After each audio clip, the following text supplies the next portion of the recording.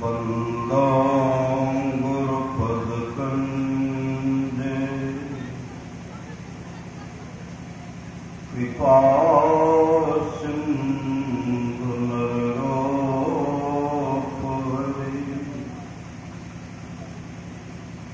महामोहतम कुंजे जासु बचने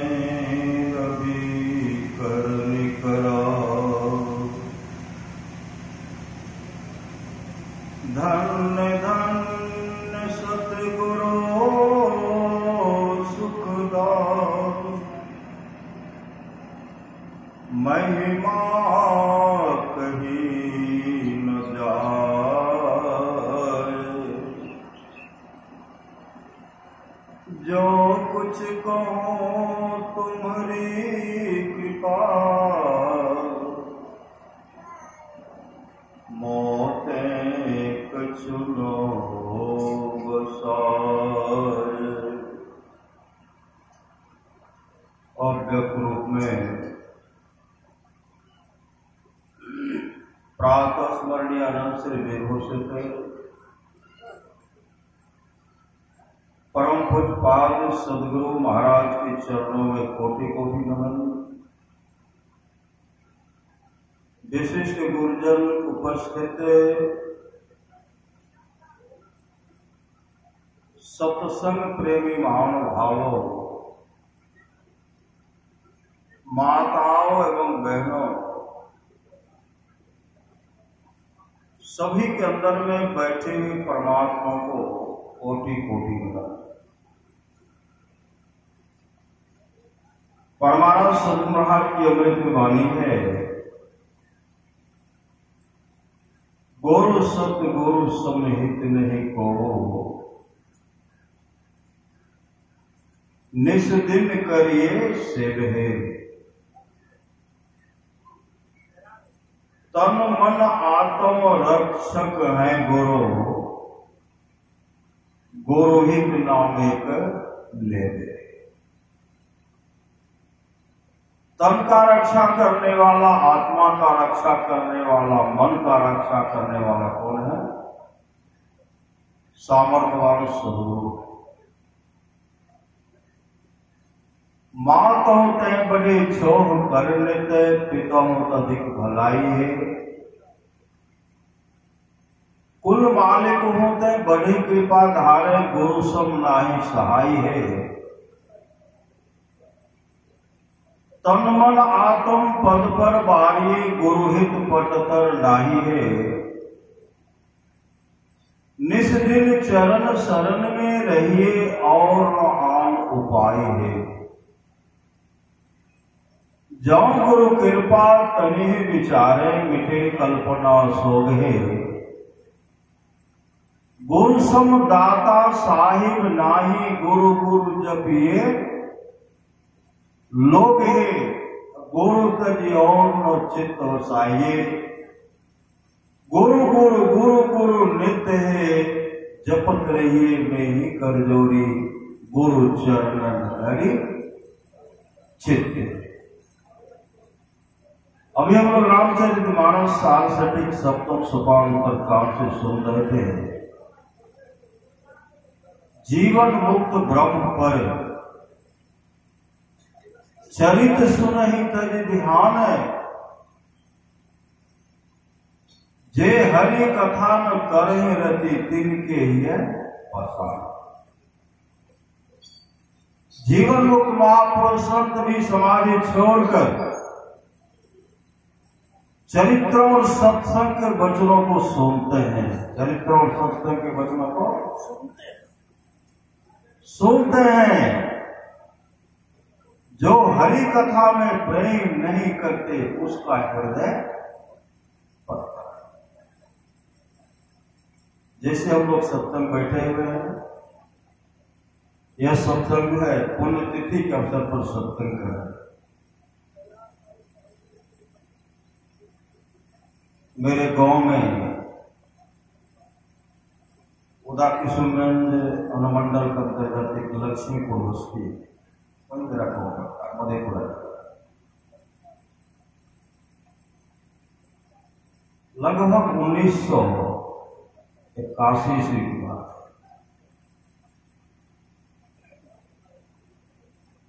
हम लोग साप्ताहिक सत्संग जो करते थे शनिवार को करते थे।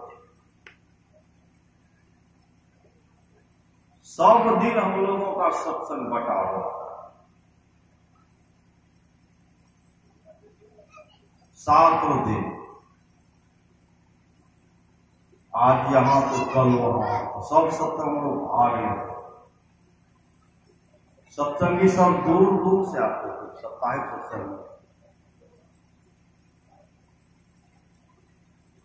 एक भक्त के हम लोग सत्संग कर रहे थे, जैसे स्तुति प्रारंभ करते हैं सब संतन की बड़ी बलिहारी,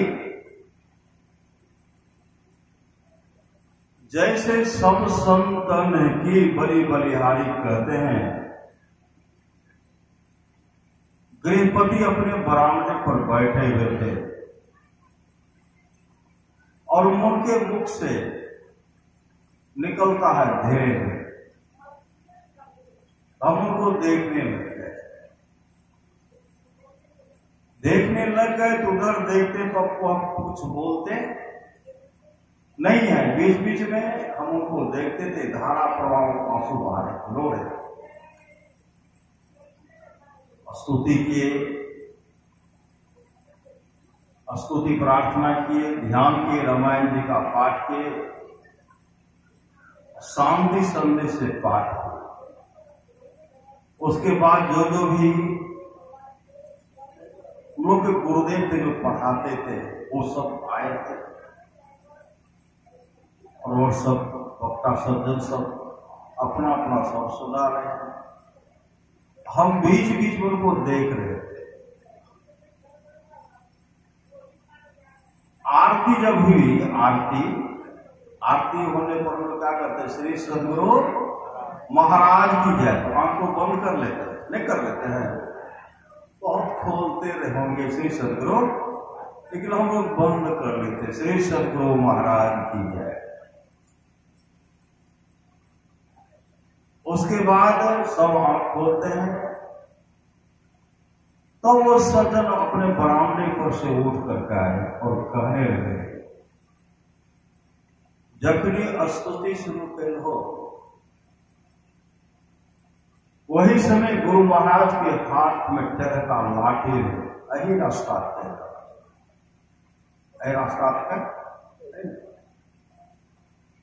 सबका देखने का और एना का छड़ी का लाठी का खड़ा करके सबका देखे। गुरु महाराज अले बैठे का नहीं कहूँ,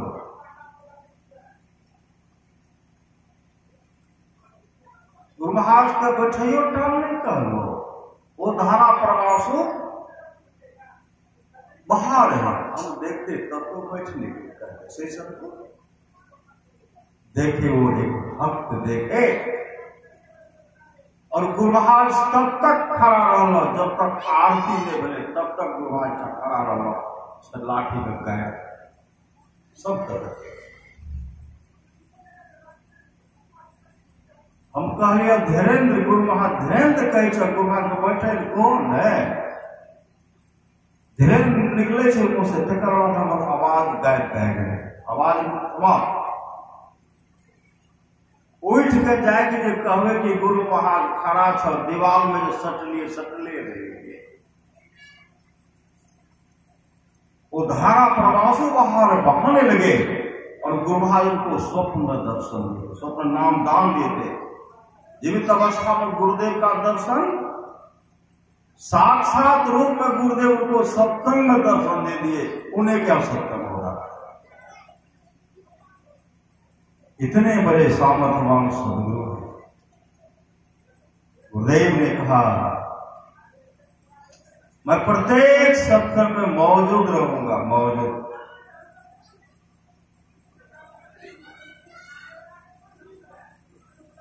एक दिन की बात है, मंदिर में, सत्संग मंदिर में गुरु महाराज के शरीर छूटने के बाद मंदिर जा रहे थे सत्संग करने के लिए, तो लोग का युवक था, वो कहने लगे, बाबा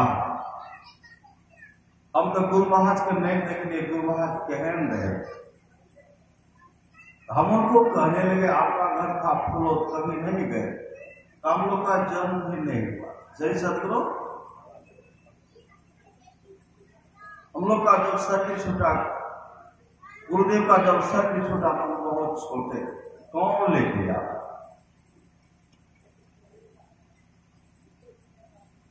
पुस्तक है, सब साथ मंदिर जा रहे हैं साप्ताहिक सत्संग करने के लिए। मेरे को में 2 सत्संग चलता है। रविवार को मंदिर में करते हैं, सोमवार को भ्रमण से निकलता, जो लेते हैं वहां जाके कर देते, नहीं तो मंदिर में होता है। तो गुरु महाराज कहने उनको हम बताने लगे,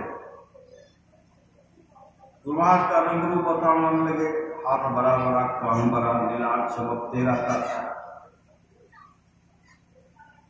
जाने के समय में गुरुदेव लाल मोजा पहनते थे, जब देखे होंगे, चश्मा भी पहनते थे, टोपी भी पहनते थे। कभी कभी गुरुदेव का पांव फूल जाता था। हम उनको बताते हैं मंदिर प्रवेश के। मंदिर प्रवेश करने के बाद गुरु महाराज को प्रणाम किए, बैठ गए, स्तुति कर, स्तुति प्रारंभ की, रामायण जी से पाठ, स्तुति के बाद ध्यान के रामायण जी का पाठ, बंदो गुरुपद कंद कृपा सिंधु नररूप, वहीं से प्रारंभ किया। उसके बाद महर्षि मेही के दिनचर्या उपदेश, उसमें से गुरुदेव का संक्षिप्त परिचय उनको पढ़ करके सुनाने लगे। हम सुना रहे, वो क्या कहते हैं, बाबा है देखियो गुरु महाराज कुर्सी पर बैठल छे, हे देखियो पांव तो यहाँ तक छे, हे देखियो, हे देखियो, हे देखियो, वो देखे हम देखते हैं। उनके अंदर में चाहना थी कि गुरुदेव का दर्शन नहीं हुआ, और गुरुदेव उनको उसी समय दर्शन दे दे, सबसे करता। सदगुरु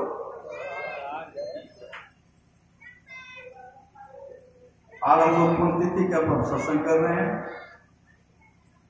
मेरे पिताजी का पुण्यतिथि का, अपने पिताजी के पुण्यतिथि का सत्संग कर रहे हैं। फाल्गुन शुक्ल पक्ष से त्रयोदशी अपराह्न सत्संग के और सब गायक सकते, चतुर्दशी को प्रातः सत्संग की, प्रातः सत्संग, उसमें गुरुदेव का हम संस्मरण सुना रहे थे। गुरुदेव का संस्मरण सुना रहे थे, उसमें फूलों बाबू है, अभी भी है। श्री सदगुरु गुरु महाराज का जो संस्मरण सुना रहे थे, वो उसी समय उठ करके करे हो, ऐसे कर, और क्या करते थे, हे देखियो गुरु महाराज लाठी लेके खड़ा है, देखियो गुरु महाराज खड़ा है, लाठी लेकर सब कर। गुरुदेव उनको दर्शन दिए, उनको दर्शन दिए, इतने सामर्थ्यवान से। 3 लोक 9 खंड में गुरु ते बरान को, कर्ता करे न कर सके गुरु करेते होय। राम कृष्ण सौ को करो, तीनों तो गुरु किन्ने, 3 लोक के वेधने, जो गुरु आगे अधीन। तब तो भगवान श्री राम ने कहा, कर नधार सदगुरु दृढ़ नाम, दुर्लभ सार सुलभ पावा। समस्तीपुर में अखिल भारत सत्संग हो रहा था। सदगुरु जो सत्संग में लगे हुए थे, व्यवस्थापक थे, एक लड़का उनका मर गया। श्री सदगुरु लड़का मर गया, सत्संग जो है प्रारंभ होने वाला। अब वो क्या है कि लड़का को लाए जहां झंडा गाड़ा था, झंडा धर्मध्वजा नहीं होता है, अब कहां जाएंगे अभी फेंकने के लिए, यहीं रख देते। वहीं रख दिए।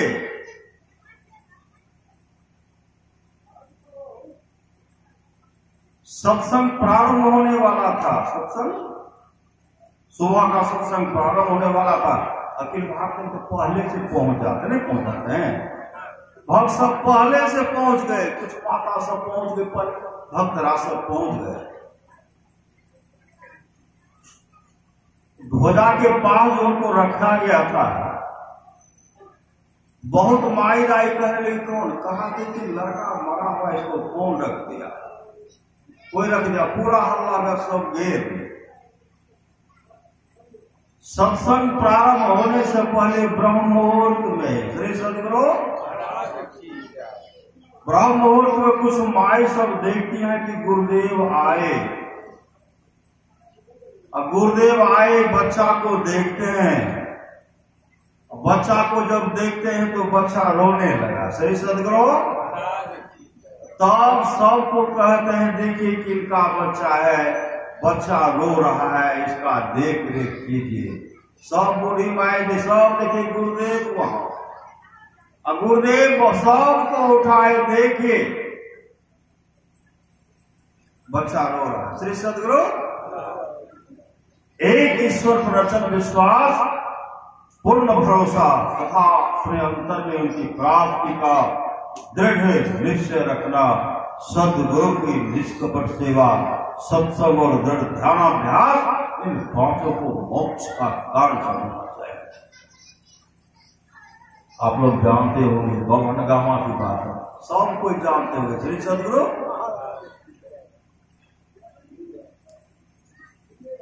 गुरुदेव के पदार्थ पर गुरुदेव एक गरीब व्यक्ति को सत्संग का समझ देते, और उस समय सत्संग के लिए बहुत आदमी मांग किए, इनको दीजिए, इनको दीजिए, सब बाबा पैरवी किए उनके लिए और के लिए करते थे। गुरुदेव ने कहा, अमुक दिन का सत्संग जिनको होगा उसको हम देंगे, किसी का पैरवी हम नहीं सुनेंगे। अब गुरुदेव जब एक बार बोल देते थे, कोई वहां ठहरते नहीं थे, ठहरते नहीं थे। उसी समय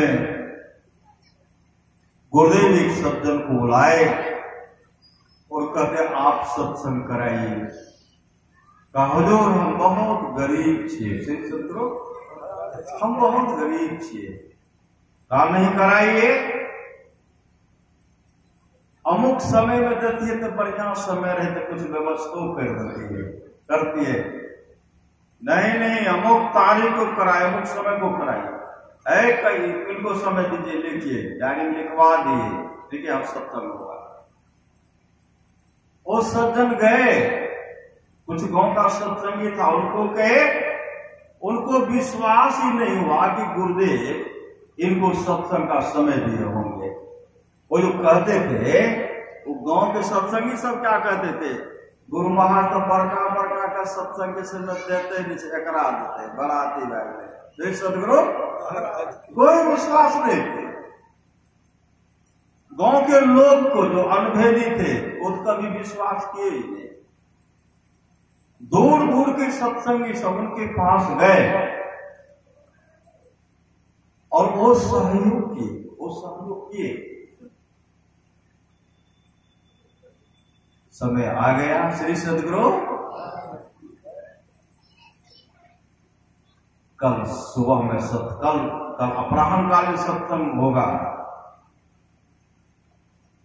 सुबह जब हुआ तो उनका एक ही बेटा था, मर गया। श्री सदगुरु बेटा मर गया,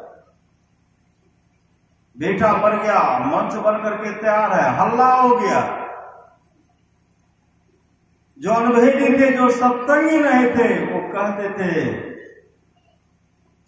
अभी तो बेटा मरा, सत्संग को वापस कर, घुमाओ, श्री सदगुरु लौटा दो सत्संग को। वह गृहपति कहते, बच्चा को जहां जाना था चला गया, हम सत्संग को नहीं लौटाएंगे। बार बार कह रहे कि लौटा दो, कहा नहीं लौटाएंगे।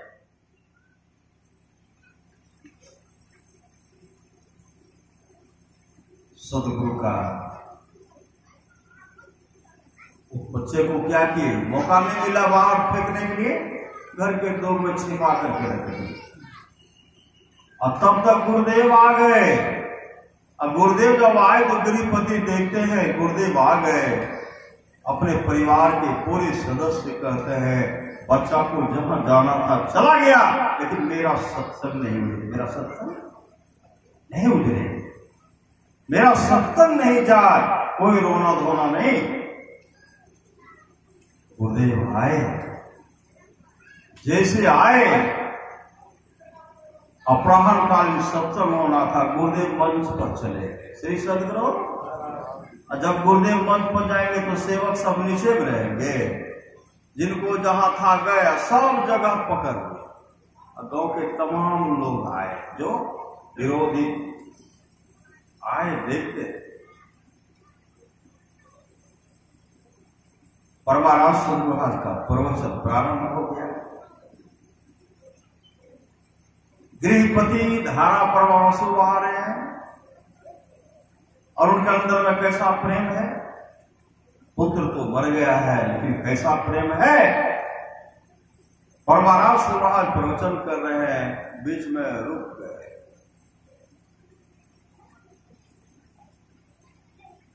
कहते सत्संग कराने में बहुत खर्चा होता था। क्यों सत्संग कराता है? भंडारा देना पड़ता है, साधु महात्मा को विदाई देना पड़ता है। जब इसका डर था तो सत्संग का समय क्यों लिया? अब गुरुदेव तो अपने मन से उनको दिए थे। श्री सदगुरु होते होते आरती हो गई।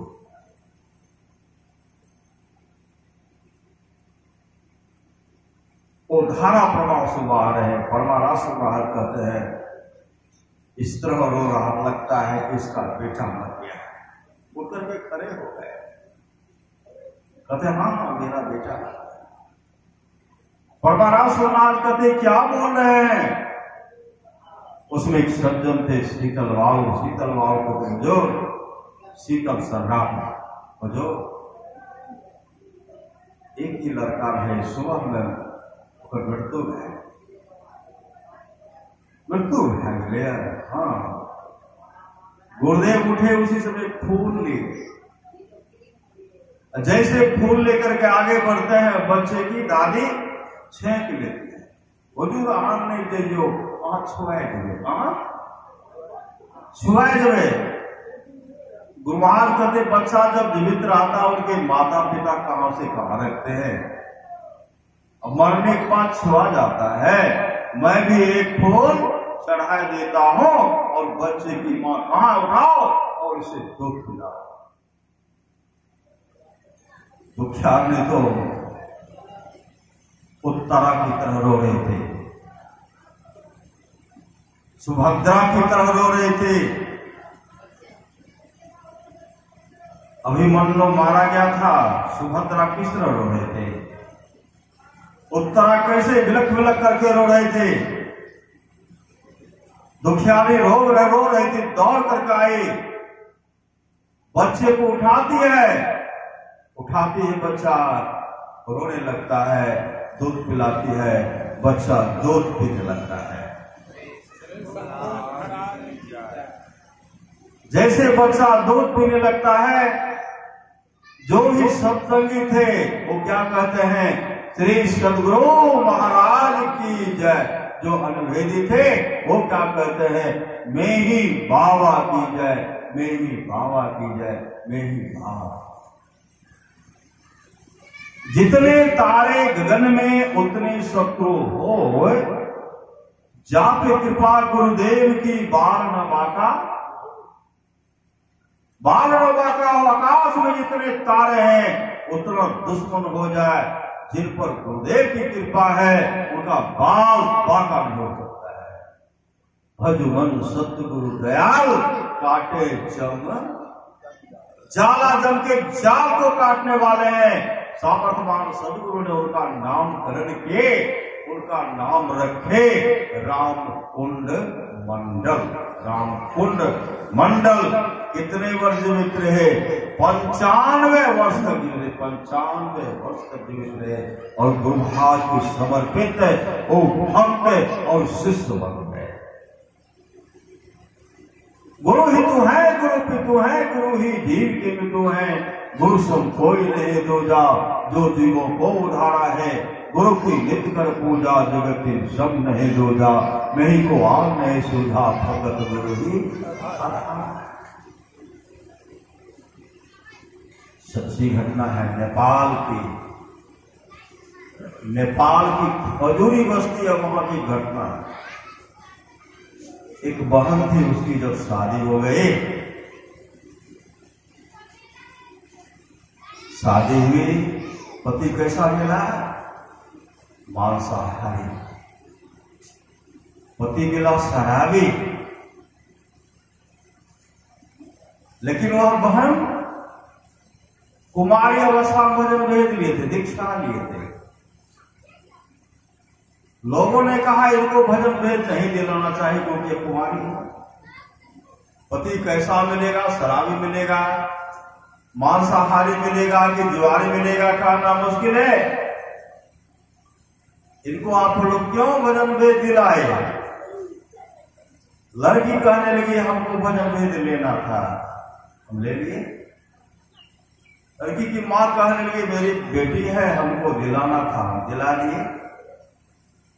अरे शादी होगी, पति कैसा होगा उस आएगा, समय देखा जाएगा। पति मिल गया शराबी, मांसाहारी मिल गया, और वो महाराज को समर्पित बेटी थी, समर्पित। वो महाराज की तस्वीर के सामने वो प्रार्थना करती थी, गुरुदेव मेरे पतिदेव मांस खाते हैं, मछली खाते हैं, शराब पीते हैं, इनके विचारधारा को बदल दीजिए, इनके विचार को बदल दीजिए। लोग कुछ से कुछ बोल रहे हैं, पत्नी है सत्संगिनी, पति है शराबी। देखते नशा पान करने वाले को तेरी सदगुरु झूमते हुए आते हैं। उधर बहुत ऐसा घटना घटा उधर श्री सदगुरु महापुरुष की वाणी है, नशा का जो हुआ शिकार, उजरा उसका घर परिवार, इसलिए नशीली वस्तु से हमेशा दूर रहना चाहिए। वो गुरुदेव से प्रार्थना करती है, मेरे पतिदेव के विचारधारा को हे सदगुरु बदल दीजिए। और भोजन बनाती है तो मंत्र का जाप कर रही है, रोटी बना रहे हैं, बल मानव जब, पानी ला कर दे मानव जब, परोस रही है मानव जब। होते होते कर उनके पतिदेव कहने लगे अब मैं मछली मांस नहीं खाऊंगा, मछली मांस नहीं खाऊंगा, किसी भी नशीली वस्तु का सेवन नहीं करूंगा। तो भजन भेद कब लीजिएगा? कल ले लेंगे श्री सदगुरु। टाला टूली से दिन रीता, एक नहीं बहुत जुगे बीता। बहुत ऐसे हैं टाल मटोल करने में अमूल जीवन को बर्बाद कर रहे, एक जन्म क्या बहुतों जुग बीत गया। अच्छा अब ले लेंगे, लेकिन मौत तो निश्चित है। मौत सभी की मौत है, दिन न कोई रहने आया है। जगत यह धर्मशाला है, मुसाफिर क्यों बुलाया है। जगत यह स्वप्न की रचना, न इसकी हर चिंता कर। सभी पर देश की पंथी दुकाना कर वो हो जाएगा। मौत होगी, मौत निश्चित है। श्री सदगुरु कोई ऐसे ऐसे गुरु के दुलारे होते हैं जैसे रामकुंड मंडल को जिंदा कर दिए, नहीं कर दिए। अखिल भारत सत्संग में गुरुदेव बच्चा को जिंदा। ऐसे ऐसे भक्त हैं जिनकी उम्र को बढ़ा देते हैं, सत्संग से बढ़ा देते हैं। अब जो है एकाएक से सदगुरु एक दिन उनके पतिदेव की मृत्यु हो गई। पतिदेव की दीक्षा नहीं ले पाए, मृत्यु हो गई। अब बिलख बिलख करके रोने लगी। विलक विलक करके रो रहे। गांव के लोग क्या कर रहे हैं, चचड़ियापन देते हैं, बांस का पत्ती बनाते हैं, उस पर दे करके रस्सी से कस रहे। अब कस रहे तो कहने लगे इनको क्यों इस तरह कस रहे, इनको कष्ट मत दीजिए, काहे बांध रहे हैं। तो लोग समझाते थे बेटे ये तुम्हारे पति अब संसार में नहीं रहे, इनकी मृत्यु हो गई है, अब इनको ले जाना श्मशान, इनको जलाना। कहने नहीं उतारिए, मेरे पतिदेव को मेरे गुरुदेव मरने के लिए नहीं देंगे, मेरे पतिदेव को मेरे गुरुदेव मरने के लिए नहीं देंगे, इनको उतारिए। लेकिन उन दुखियारी के बात को कौन मानेंगे। लेके चलेगा श्मशान घाट, श्मशान घाट गए, चितारे से चिता पर लकड़ी दिए, उन पर दिए, ऊपर से बहुत लकड़ी लाती और उनको कहते अग्नि दान करने के लिए, कहते नहीं करोगे। लोग पकड़ करके वहां ले जाते हैं, वो भाप आती है। श्री सदगुरु यहां तो यहां है, वहां जमराज का अदालत में उनसे हिसाब पूछ रहे, तुमने क्या किया है। कोई हिसाब नहीं, जीवन में शुभ काम नहीं, शराब तो छोड़े थे, मछली मांस तो छोड़े थे श्री सदगुरु, लेकिन सत्संग भजन भेद अब ले लेंगे। इसी बीच में उनका शरीर छूट गया, ले गए। जमराज कहते जमदूतों इसे उठाओ और तुम भी पाक नरक में गिराओ। उसी समय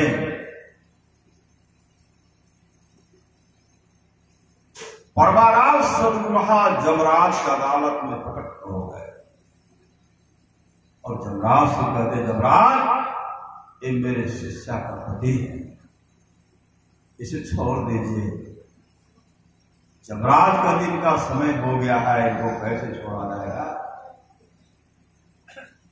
जमदूत पकड़ लिए थे, जमदूत छोड़ ही ले रहे हैं। परमाराज सदगुरु जैसे छरी उठा करके जमदूत पर प्रहार करते हैं, सदगुरु की छरी का चोट जमदूत सहेंगे, सब पटा करके भागो को छोड़े, वो भागे।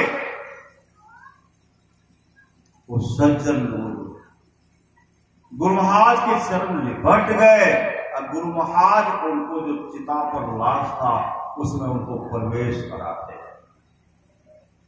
जैसे उसमें प्रवेश किए, प्रवेश करते हैं तो मुख से निकलता है श्री सदगुरु महाराज की जय। बहुत तो भाग गए, बहुत तो भाग गए, लेकिन पत्नी मौजूद है और सब मौजूद है। लकड़ी को हटाए, जब हटाए चिता पर से जब उनको नीचे किए तो कहने लगे अपना घर में गुरु महाराज के हाथ में जो टहका लाठी से बड़ा बड़ा मका के बगल में वह गुरु महाराज वहां जमराज का मार के हमरा छड़ेल के है देखियो गुरु महाराज है देखियो चलो हमारा भजन भेद दिला। श्री सदगुरु महाराज वो भजन भेद दिए। इतने बड़े सामर्थवान सदगुरु रेशम लाल दास जी महाराज का बारे में आप जानते होंगे। नेपाल के ही रहने वाले थे रेशम लाल दास जी। और उनका जब शरीर छूट गया, लाश रखा हुआ, कहाँ लाश रखा हुआ दरवाजे, बहुत बहुत सब पहुंच गए। अब पहुंच गए तो अभी जो है इनका दाह संस्कार करना है। कोई बांस काट करके लाए, कोई बत्ती बना रहे हैं, कोई रसरी बना रहे हैं, अल्लाह से पड़ा हुआ है। कुछ देर के, बहुत देर के बाद रेशम लाल दास जी उठ करके बैठ गए। श्री सदगुरु महाराज की जाकर उठ करके बैठे, उठ करके खड़े हो चल दिए। तमाम घेर लिए, आपकी तो मृत्यु हो गई थी। देखते का ये सब बांसपत्ती कहां का मृत्यु हो गए। तब वो कहते हैं हमको जो है दो विकराल बड़ा बड़ा मूछ था, बड़ा बड़ा दांत था, लाल लाल आंख था। उनको पकड़ करके हाथ में हथकड़ी, कमर में रस्सी लगा करके लेके चल दिए। जमराज की अदालत वहां ले गए। जमराज हमसे कहते, बताओ जिस समय तुम्हारा शरीर छोटा उस समय तो क्या सोच रहा था?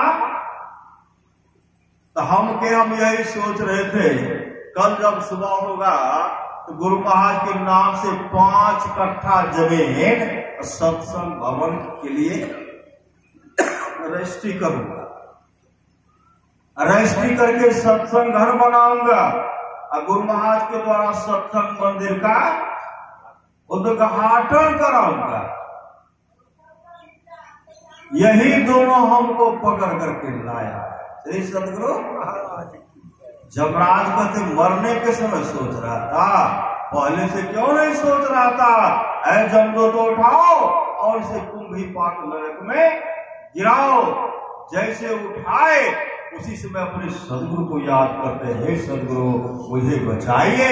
जमराज की अदालत में सदगुरु महाराज प्रकट हो गए। श्री सदगुरु प्रकट होते हुए कहते हैं, जमराज यह मेरा शिष्य है, मेरे नाम से 5 कट्ठा जमीन सत्संग भवन के लिए रजिस्ट्री करेगा, रजिस्ट्री करके सत्संग घर बनाएगा, उस मंदिर का उद्घाटन होगा, मैं जाऊंगा मंदिर का उद्घाटन करने। जमराज का दिन का समय तो हो गया, जमदूत उठा लेते, गुरुदेव ऐसा छड़ी बजाते जमदूत पर, छड़ी लगाओ, आगा चोट लगी। अरे सब लाल दास जी गुरु महाराज के चरण को पकड़ लिए, गुरु महाराज को उसमें प्रवेश कराए, विलम्ब मत करना, जाकर के सत्संग भवन के लिए जमीन रजिस्ट्री कर देना। चलिए हम जा रहे रजिस्ट्री ऑफिस, कागज पत्तर लेके आए और सब परिवार के सदस्य कागज सब लेके गए रजिस्ट्री ऑफिस। सब गुरु महाराज के नाम से 5 कट्ठा जमीन सत्संग मंदिर के लिए रजिस्ट्री किए, सत्संग भवन बना करके गुरु महाराज के द्वारा उद्घाटन करवाए। बहुत देर तक सत्संग मंदिर का सेवा किए। कई वर्षों के बाद उनका शरीर छूट गया। इतने बड़े हमारे सामर्थ्य और सदगुरु है, भजमन सतगुरु दयाल, काटे जम जाला कर्म धार सदगुरु दृढ़ नाम। आप लोग जानते होंगे दुर्गापुर बस्ती है, भवानीपुर के आस पास एक लड़का था, उनके पिताजी रोगग्रस्त हो गए। किस रोग से? पेट में असह्य दर्द होता, असह्य दर्द, पेट में दर्द हो रहा था। उनको लेके गए पूर्णिया। डॉक्टर ने कहा इनको ऐसी बीमारी हो गई है, इलाज असंभव, मतलब संभव नहीं है, इलाज इसका हो ही नहीं सकता। नहीं ले जाना है तो बॉम्बे ले जाइए, दिल्ली ले जाइए। मतलब इनके पेट में कैंसर रोग जो है, फूलगोभी फूल के छत्ता की तरह पेट में फैला हुआ, चमड़ी सिर्फ बचा हुआ। श्री सदगुरु उसके बाद पूरा पेट में कैंसर रोग फैला हुआ। इनको ले जाइए बाहर। उनका लड़का कहते हैं बाहर ले जाऊंगा, मेरे पिताजी कितने ऑपरेशन कराएंगे तो कितने वर्ष जीवित रहेगा? कहा वर्ष के बारे में कह रहे हो? ऑपरेशन कराने के बाद 15 से 20 दिन जीवित रहेंगे। कहा जब नहीं कराएंगे, कहा उससे पहले भी मर सकता है और उससे बहुत दिन बाद ही मर सकता है, लेकिन ऑपरेशन कराने के बाद निश्चित वही 15-20 दिन के अंदर शरीर छूटेगा। खर्चा कितना होगा? कहा 40,000। मामा भैया बात कर रहे थे, पिताजी तो रोगग्रस्त है, बूढ़े बाबा सब सत्संगी थे। उनको आभास हो गया कि उनको कोई बीमारी हो गई है जो डॉक्टर साहब हमसे छिपा रहे हैं। मेरे पुत्र को कह दिया। वो सज्जन क्या कहते, नो हमारा घर ला चला। सही सदगुरु घर ला चला पर तो के जत्ते भी सत्संगी है सबके कह दियो कि आज स्तुति प्रार्थना करते हैं। सुबह का स्तुति प्रार्थना सुनते, शांति संदेश के पाठ, सत्संगों के पाठ करके सुनते, गुरहा की वाणी के पाठ आदि आदि भजन हमरा गाय कर सुने थे। जब तक हम जीवित रहे तब तक वो सब गाय कर सत्संग करते। पिताजी को यहाँ लाए, गए घर गांव के तमाम सत्संगी को जाके कर दिया। पिताजी कब है नहीं है इसका कोई ठिकाना नहीं, लेकिन जब तक जीवित है आप लोग वहां चल करके मेरे यहाँ सत्संग कर दीजिए। पिताजी को सत्संग का पाठ सुना दीजिए। सब सज्जन आए, सत्संगी सब आए, स्तुति प्रार्थना शुरू हो गया। धीरे धीरे उनके पेट में जो दर्द हो रहा था समाप्त हो गया, दर्द समाप्त हो गया। ऑपरेशन होने पर 15 से 20 दिन 6 महीने से अधिक हो गया, अब दर्द नहीं हो रहा। हुआ कि अब दर्द नहीं हो रहा तो मैं डॉक्टर को दिखाना चाहिए। डॉक्टर के पास में अल्ट्रासाउंड कराए, कोई बीमारी नहीं। श्री सदगुरु अल्ट्रासाउंड गड़बड़ तो नहीं कर दिया, पुनः कराए, कोई बीमारी नहीं। पुनः कराए, कोई बीमारी नहीं। और कितने वर्ष जीवित रहे जानते हैं? 40 वर्ष से अधिक जीवित रहे, 40 वर्ष से अधिक। जो बात दवा से हो सकी वो बात दवा से होती है। कामिल मौत सिर्फ मिल जाए तो बात खुदा से होती। दिल्ली रामलीला मैदान में अखिल भारतीय सत्संग हो रहा था, आप लोग जानते होंगे। श्री सदगुरु एक युवक जब सब सत्संगी रामलीला मैदान में आराम कर रहे हैं, वो युवक झाड़ू में 10 बजे रात्रि से झाड़ू लगाना प्रारंभ किए। बगल बगल झाड़ू लगा रहे हैं। एक प्रोफेसर साहब बिंदश्री बाबू पार्वती कॉलेज के प्रोफेसर, वो देख रहे हैं कि सब सोया हुआ है लेकिन ये युवक झाड़ू लगा रहा है। प्रोफेसर बिंदश्री बाबू कहते हैं, एक विद्यार्थी, अरे सब सोया हुआ, तुम भी सो जाओ, काहे तुम झाड़ू लगा रहा है, जाकर के सो जाओ। झाड़ू लगा रहे इन लोग को कष्ट हो रहा है, जग जाएंगे। वो कुछ नहीं बोले। बिंदश्री बाबू आए, वो आराम किए। फिर जब उठते हैं तो 12 बज रहा है। श्री सदगुरु लड़का झाड़े भी लगा रहा है। प्रोफेसर बिंदश्री बाबू कहते हैं, तुमको पहले कहा दिया कि आराम करो, क्या इस तरह कर रहे हो, सो जाओ। लड़का रोने लगा। श्री सदगुरु लड़का जब रोने लगा तो प्रोफेसर बिंदश्री बाबू कहते हैं, तुमको तो ऐसा कोई शब्द नहीं कहा जिससे तुमको चोट लग जाए, तुम्हारे लिए को चोट पहुंचाने का कोई ऐसा कदू शब्द का प्रहार तुम नहीं किया, रो क्यों रहा है? तो लड़का कहने लगे, सर क्या कहेंगे, मेरे पिताजी कैंसर रोग से ग्रसित हो गए, दिल्ली में उनका इलाज कराया, अमेरिका का डॉक्टर उनको इलाज आकर उनका करता। और जब मेरे पिताजी वमन करते थे, उल्टी करते थे, उल्टी में खून का थक्का गिरता था, खून का थक्का गिरता था और हड्डी का टुकड़ा करता था, हड्डी का टुकड़ा करता था। डॉक्टर ने कहा अब ये नहीं बचेगा। मेरे पिताजी सो गए। मैंने डॉक्टर साहब से कहा, डॉक्टर साहब जो खर्चा होगा आप करेंगे, लेकिन मेरे पिताजी को ठीक कर देंगे। पितृभक्ति माते पितृभक्ति मेरे पिताजी को ठीक कर दीजिए। डॉक्टर साहब तो हमको प्रयास कर ही रहे हैं, इसको ले जाइए, इसका ऑपरेशन कराना पड़ेगा। ऑपरेशन में खर्चा का बहुत खर्चा लगेगा, लेकिन जीवित नहीं रहेगा। अंत उनके पिताजी कहते हैं मुझे ले चलो कुप्पा घाट, सही समझो, मुझे गुरु महाराज का दर्शन करा दो। उनके सामने मौत ही मौत दिखलाई पड़ रही है, वहां मरूंगा तो गुरुदेव के चरण शरण और मरूंगा, दर्शन कर लूंगा। मरना तो है ही, लेकिन दर्शन करके मरूंगा तो मेरा जीवन धन्य हो जाएगा। मुझे ले चलो कुप्पा घाट।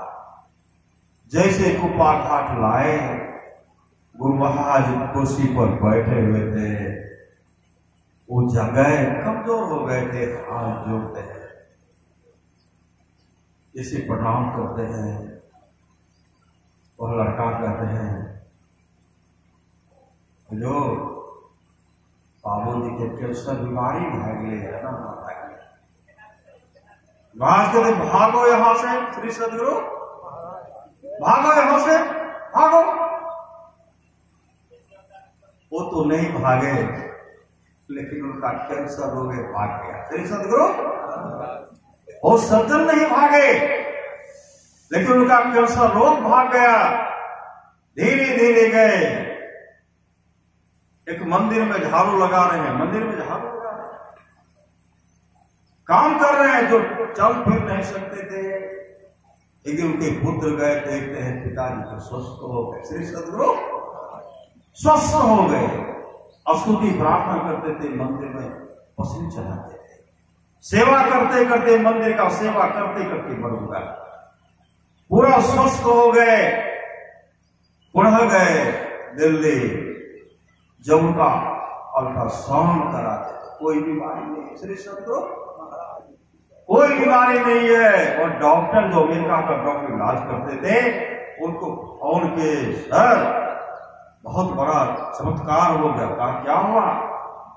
कहा जिसके बारे में कहे थे कि वह अब नहीं बचेगा, पूरा स्वस्थ शरीर है, कई बार अल्ट्रासाउंड कराना, कोई बीमारी है ही नहीं। कहा मैं आ रहा हूं। श्री सदगुरु एरोप्लेन से आए, दिल्ली आए।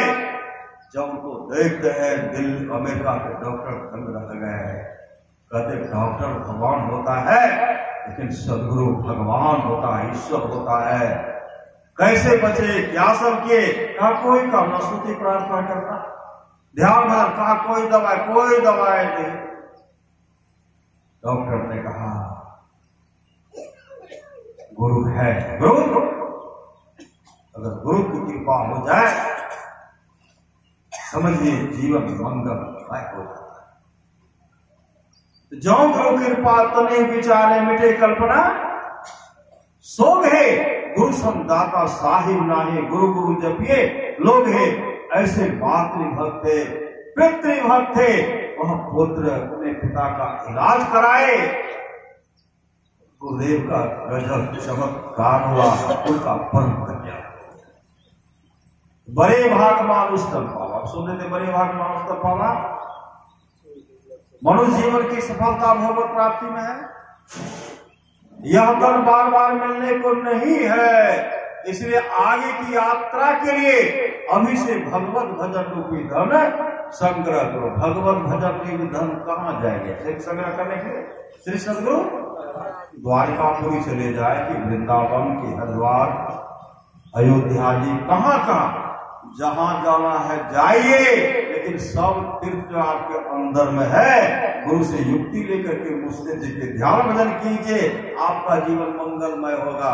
लेकिन अभी सुन रहे थे, जो पर लोग यहाँ सुख चाहो, यदि परलोक और इस लोक में सुख चाहते हो, सुनी मम वचन हृदय दृढ़ है, गहो सुलभ सुखद माधव्य भाई, भगति मोर पुराण श्रुति गाई। भक्ति का मतलब होता सेवा। की सेवा?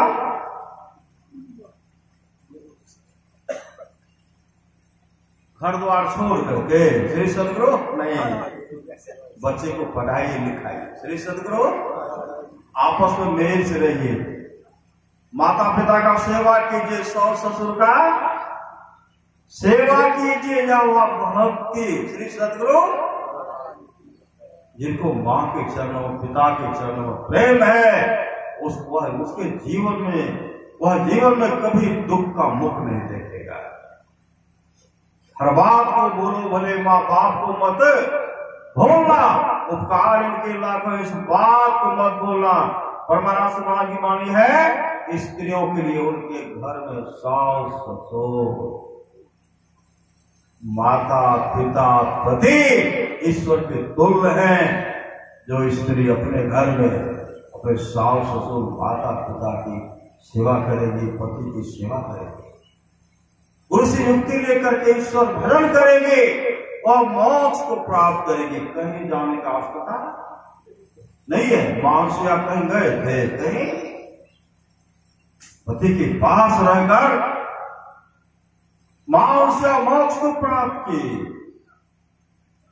सावित्री पति के संग रह करके पापी धर्म का पालन करते हुए अपने पति को जबरा से छीन लेने चाहिए। कहीं गए थे तपस्या करने के लिए, सांडली नर्मदा अपने पति का सेवा करते करते, पति जो कुछ लोग से ग्रसित थे,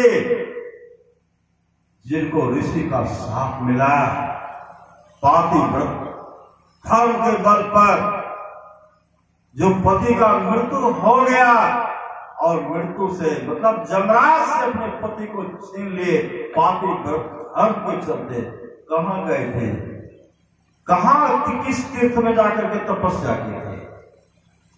इसलिए आपस में मेल चले। घर में भगवान श्री राम और वशिष्ठ जी का संवाद है, जो वाणी विचार के द्वारा अपने पिताजी को प्रसन्न कर लेते हैं। अगर पिताजी खुश हो गए, जो वाणी विचार के द्वारा अपने पिताजी को प्रसन्न कर लेते हैं, ब्रह्मा विष्णु महेश खुश हो जाते हैं। जो वाणी विचार के द्वारा अपने मां को प्रसन्न कर लेते हैं, लक्ष्मी सरस्वती पार्वती जी खुश हो जाती है।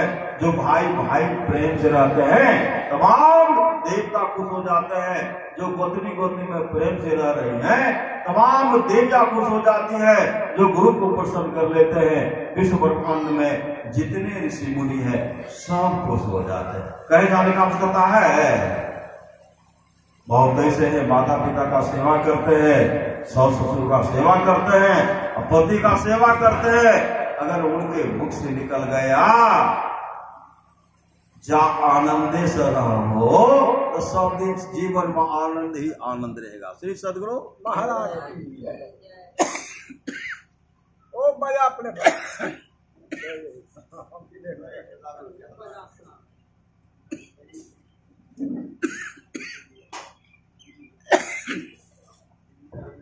जीवन में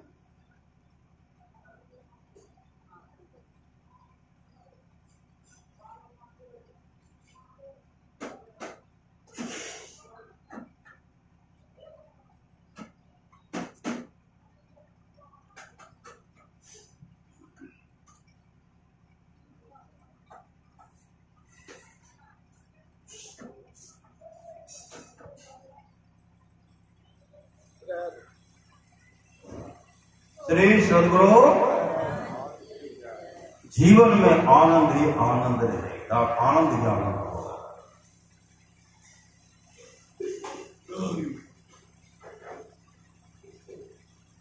मां बाप से बढ़कर जग में दूजा नहीं खजाना, जिसने तुझे जन्म दिया रे उसका दिल कभी न रुका। श्री सदगुरु उनके मुख से आशीर्वाद निकला, जीवन मंगलमय होगा।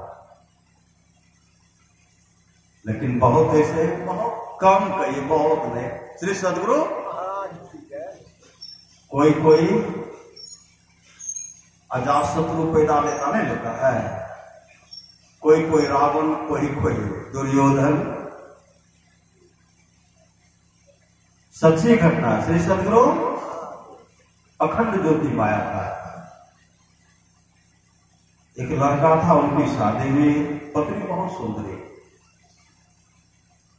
घर में सिर्फ पिताजी बचे हैं, पिताजी वृद्ध हो गए। पिताजी अब वृद्ध हो गए तो रोगग्रस्त हो खांस रहे हैं, हर रात खांसते रहते हैं। पतो बहुत सुंदरी अपने पति से देर से कहने लगे अब इस घर में मैं नहीं रहूंगी, हर रात जो है खांसते रहते हैं, वो तबाह कर देते हैं, मैं नहीं रहूंगी, मैं के चली जाऊं। क्योंकि पतिदेव कहते हैं पिताजी है, वृद्ध हो गए हैं, सेवा तो करना हमारा धर्म है, सेवा नहीं करोगे तो काम को लोग क्या कहेंगे। बहुत दिन तक चला। श्री सदगुरु पत्नी एक दिन तंग मार करके कहने लगी मैं नहीं रहूंगी, मैं मायके चली जाऊं, अब कभी आऊंगी नहीं। श्री सदगुरु पतिदेव कहते तब क्या करूं, कहा इनको ले जाए जंगल में छोड़ आइए। श्री सदगुरु जंगल में छोड़ आइए, क्योंकि पतिदेव कहते ऐसा तो नहीं करूंगा, ऐसा नहीं कीजिएगा तो आप रहिए, मैं जा रहे हैं।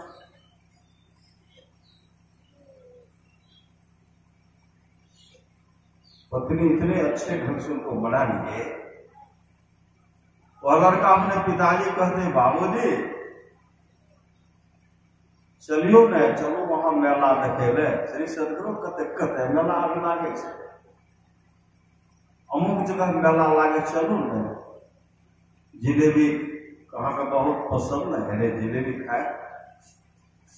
पिताजी तैयार हो गए। श्री सदगुरु ऊंट पर बैठाए, लड़का क्या के छोरा ले कुदाली ले ऊंट पर बैठाए, जंगल की राह लिए। वहां जब वो जंगल में ऊंट को रोकते हैं, जैसे रोके तो पिताजी कहते नो एते कथी लो रख लो, कल के मेला नहीं देखो, कल के मेला कहाँ देखे छियै, जिलेबी नहीं खेबो, जिलेबी की दुकान कहाँ छै, कल के आबे थे जिलेबी खइयो। श्री सदगुरु ऊंट को रोके उतार और अपने पिताजी को धक्का मार करके पीछे गिराया। जैसे छोरा का प्रहार करना चाहते हैं, पिताजी कहते हैं नो हमरा छोड़ दे, क्योंकि तोरा छोड़ दो तो हमारी पत्नी तो रहेगी, फिर तक कभी हो तो कभी नहीं हो, हमरा छोड़ दे, क्योंकि तो रहो तो हमारे घरे गुजर देते। श्री सदगुरु पिताजी को छोरा का प्रहार करते हैं, पिताजी का हत्या करते हैं और गड्ढा गार खोद करके गड्ढा में गाड़ दिए। लड़का जब ऊंट पर चढ़ करके गए तो पत्नी लैंप लेकर के इंतजार कर रही थी, देख रहे ऊंट पर दो है कि अकेले हैं, तो एक देखे तो काफी खुश हो गए। कहा पिता कहा वही गड्ढा मार करके गड्ढे में डाल दिया। अब उस दिन से पत्नी बड़ा अच्छा ढंग से रह रही, सब दिन होत रहे एक समान। यह युवक बहुत सुंदर था, इनको भी पुत्र हुआ, पुत्र जवान हुआ, यह धीरे धीरे वृद्ध हो गया, यह भी रोगग्रस्त हो गया। जिस तरह पिता खांसते रहते थे उसी तरह खांस रहे। लड़का का शादी की, वह भी बहुत सुंदरी, यह भी रोगग्रस्त। अब इनकी पतो अपने पति से कहने लगी इस घर में नहीं रहूंगी, बुढ़े को बीमारी हो गई। श्री सदगुरु इनको भगाइए। कहा कहां भगाऊंगा, कहा कोई व्यवस्था कीजिए, जंगले में छोड़ आइए। ऐसा तो कर सकते हैं। पिताजी को ऊपर बैठाए, मेला दिखाने के बहाने से ले गए। जैसे वहां उतारते तो कांपने लगे, हम भी तो यही अपने पिताजी को मार करके गा रहे थे। श्री सदगुरु लेकिन यह पुत्र बलिष्ठ था, तो उसका सुंदर शरीर था जर्जर हो गया था। छोरा का प्रहार करते मार करके गड्ढे में गाड़ दिए, लेकिन चल अपने गए वहां। पत्नी काफी होते होते 7 पीढ़ी के वृद्ध बाबा को, 7 पीढ़ी के वृद्ध को उस तरह का दुर्दिन देखना पड़ा। 8वां पीढ़ी में उनको भी पतो बहुत सुनी, लड़का भी सुंदर। पिता हो गए वृद्ध, रोगग्रस्त हो गए, पूरा कांस रहे हैं। उनकी पताओं कहने लगी, पत्नी कहने लगी, इनको बुढ़े को निकालिए घर से, नहीं तो घर को छोड़ करके मैं दूसरे घर चले जाऊंगी, जल्दी से निकालिए। वो लड़का अपने पिताजी कहते, बाबूजी चलिए मेला देखे श्री महाराज मेला देखे थे। बाबूजी तैयार हो गए, हंसते रहते थे, ले गए। उसी झाड़ के पास ऊंट को जैसे रोकते हैं, पिताजी तो चौक पर, यहां तो कई को मार करके सबको कब्र में दफना दिया, 7 पीढ़ी तक को दफनाया गया। जैसे उनको रखते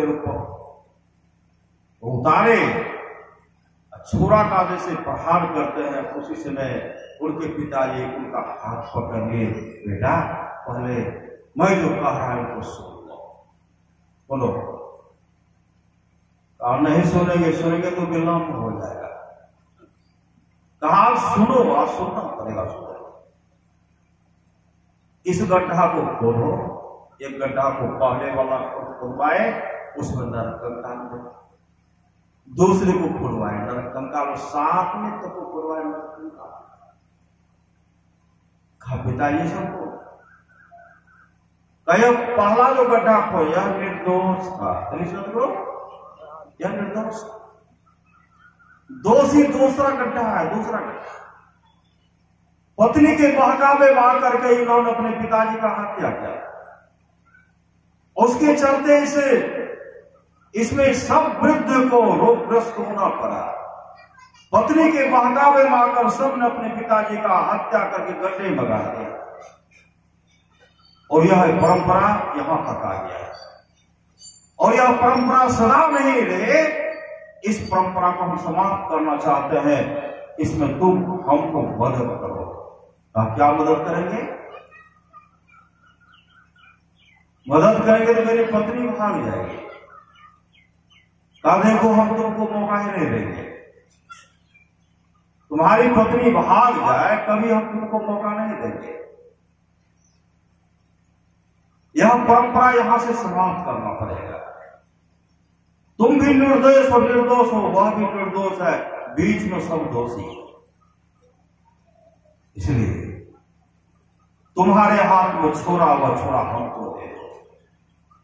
कहा क्या कीजिएगा? काम अपना आत्महत्या अपने से करेंगे, क्योंकि मैंने पिताजी का हत्या किया था, अपने से आत्महत्या करेंगे। लेकिन तू इसमें मत कर, हम आप आत्महत्या कर लेंगे, अब तुम जाओ आराम से रहना। ये सब बात को बताए, लड़का रोने लगा। कहते नहीं, आप हम आत्महत्या करने के लिए नहीं देंगे। कहा तब भाग जाऊंगा? कहा भागने के लिए आपको नहीं देंगे, आप चलिए घर। तो अगर हम घर जाएंगे तो तुम्हारी पत्नी भाग जाएगी। कहा मेरी पत्नी नहीं भागेगी, मैं समझाऊंगा उसे। ये सब अपने पत्नी को नहीं समझा पाए, इसलिए सबकी ऐसी हालत हुई। हम समझाएंगे। पिताजी तैयार हो गए, ऊंट पर जब बैठा करके लाए। अब पत्नी, अंधेरा हो गया था, पत्नी लालटेन लेकर के देख रहे, 2 है, लालटेन पटक करके घर भाग गए। सही सत्य। घर जब भाग गए तो घर में जाकर के रो रही है। पति गए, पति सब बात बताए। जब सब बात बताए, पत्नी उठ कर आई, अपने ससुर के चरण में पड़ गए। बाबूजी बड़ा माफ कर दियो, बड़ा माफ कर दियो, आपसे बहुत बड़ा गलती। ससुर ने कहा बेटी तुमसे गलती तो आगे की तुमसे कोई गलती। सब घटना बताए, और उसी दिन से पति पत्नी मिल करके अपने ससुर का, पति का, पिता का इतना सेवा किए, परंपरा समाप्त हो गया। ऐसा सेवा किए, दोनों का जीवन मंगलमय हो गया, मंगलमय। वही भगवान श्री राम कहते हैं, भगति स्वतंत्र सकल सुख खाने बिनु सत्संग न पावे प्राणी। हर बात को भूलो भले, माँ बाप को मत भूलना, उपकार इनके लाखों है, इस बात को मत भूलना। दो भाई था, श्री सदगुरु मेरे क्षेत्र की बात है, लेकिन ये दो भाई अलग था। श्री सदगुरु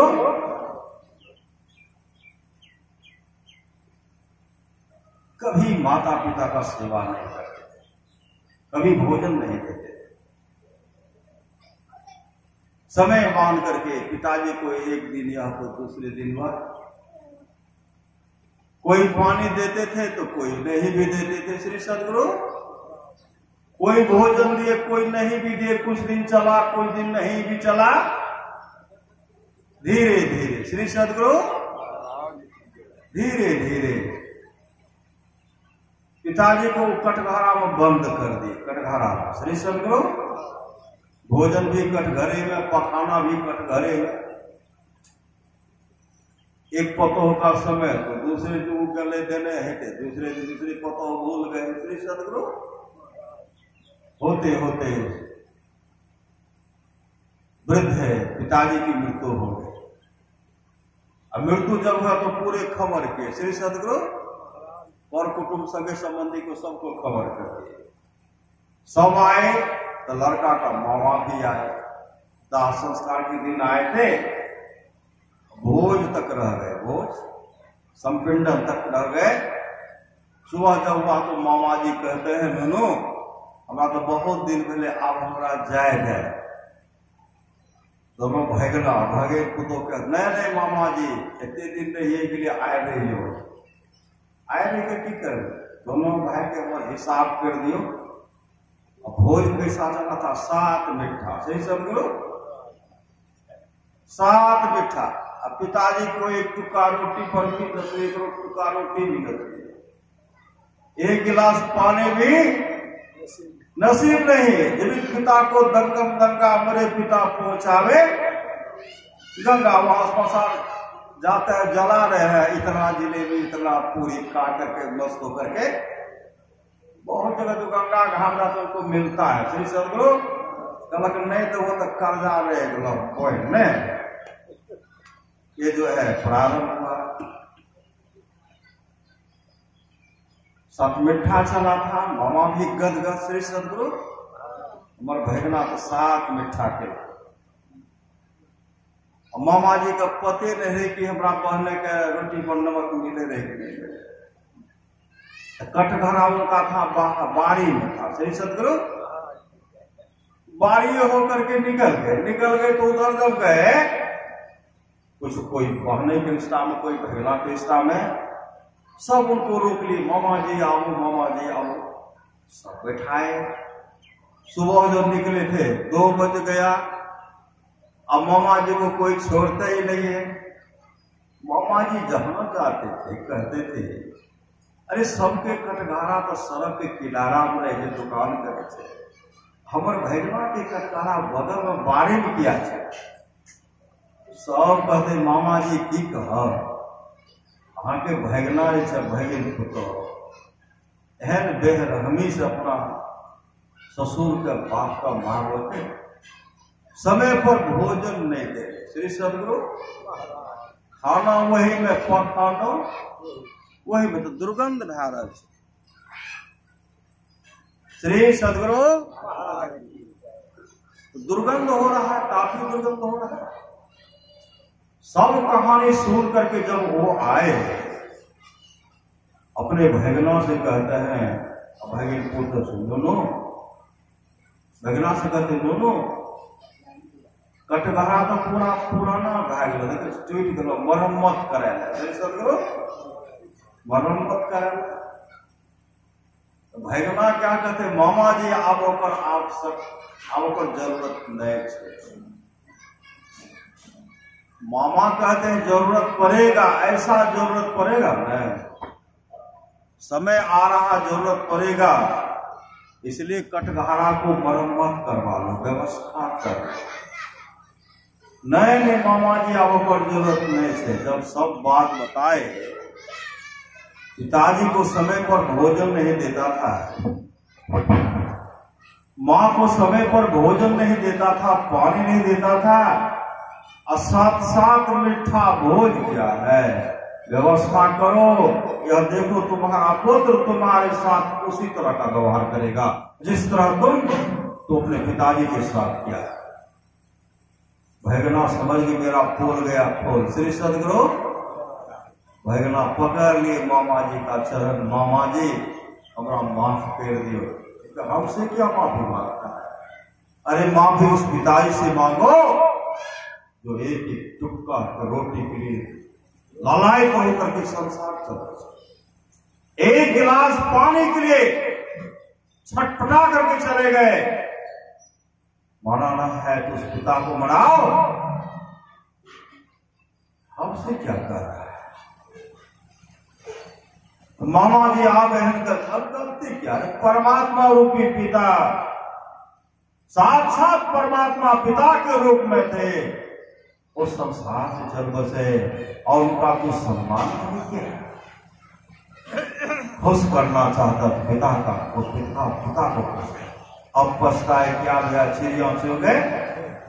एक महापुरुष की वाणी है, परमारा सुभाष की वाणी है, स्त्रियों के उनके घर में सास ससुर पति जो है ईश्वर के तुल्य। जो स्त्री अपने सास ससुर माता पिता और पति की सेवा करेगी वह मोक्ष को प्राप्त करे। मोक्ष भगवान श्री राम कहते हैं साधन धाम मोक्ष कर द्वारा पायरी यही पर लोक समारा, सो परत्र दुख पावे श्री धुनि धुनि पछताए, काल कर्मेश्वर ही मिथ्या दोष लगाए। जीवित अवस्था में भी वो दुख पाएंगे, पश्चाताप करेंगे, मैंने पिताजी का सेवा नहीं किया, मैंने मां का सेवा नहीं किया, मैंने भाई भाई मेल से नहीं रहा। रोना नहीं पड़े, चीखना चिल्लाना नहीं पड़े। इसलिए हर बात को भूलो भले, माँ बाप को मत भूलना, उपकार इनके लाख है, इस बात को मत भूलना। रामचरितमानस में आया है धन की 3 गति है। पहला क्या है? दान। किनको दीजिए श्री सदगुरु? जमीन लिख दीजिए दान में। श्री सदगुरु जो जैसा दान करते हैं उनको वैसा वर्धित होकर के आता है। जो जैसा दान करते हैं वो उन्हीं के पास आता है, वर्धित होकर उनके पास आता है। पहला है दान। सामने में कुत्ता बैठा हुआ हो, एक टुक्का खिला दीजिए, आपको वहां भोजन की कमी नहीं होगी। श्री सदगुरु जो पर लोग यहाँ सुख चाहो। सामने में कुत्ता बैठा हुआ हो, सामने में कुत्ता बैठा हुआ, कौवा बैठा हुआ हो, गाय को 1 रोटी दीजिए, कुत्ता को 1 रोटी दीजिए, कौवा को आधा टुक्का दे दीजिए, माता पिता का भरपूर सेवा कीजिए। जीवन में कभी दुख का मुख नहीं देखना पड़ेगा। पहला दान और दूसरा भोग खाइए भी। नहीं तो कबीर साहब की तरह जो माथा ठोकते जा रहा था, एक पेट पर मुक्का मारते जा रहा था, चुपटा से मारे थे। श्री सदगुरु सब धन दौलत खेबे निकलो भूखले जाए। श्री सदगुरु खाइए भी। अब तो डॉक्टर साहब देख के कितना हिसाब से बता दिए, नहीं बता दिए क्या कहते खाने के लिए? सूखी रोटी। सूखी रोटी गिली साग दूध मिले तो पर का कोई बीमारी नहीं होगी। आइए बढ़िया से श्री सदगुरु। दूसरा भोग। तीसरा नाश। अगर दान पुण्य नहीं कर रहे, खा नहीं रहे, शराबी पुत्र का जन्म होगा, शराब पीने में सब धन को बर्बाद कर देगा, जुए में हार जाएगा। श्री सदगुरु हारा भी। महाभारत को युद्ध देखते न, 16 योजन मध्य में चले क्षत्र की छाए रे, सोई दुर्योधन मिल गए माटी के माहिरे। सारे के सारे शराब का सेवन करते थे, आपस में मेल नहीं था, विवेक था। सोने की लंका बनी भय दूर की दानी रे, सोई रावण की साहिबी छिन माई बिलानी रे। रावण के जीवन में सदगुरु नहीं था। रावण का गुरु का नाम किसी को मानते ही नहीं, श्री सदगुरु। जो पिताजी पहुंचे भी सदगुरु थे, उनके भी बात को नहीं माना।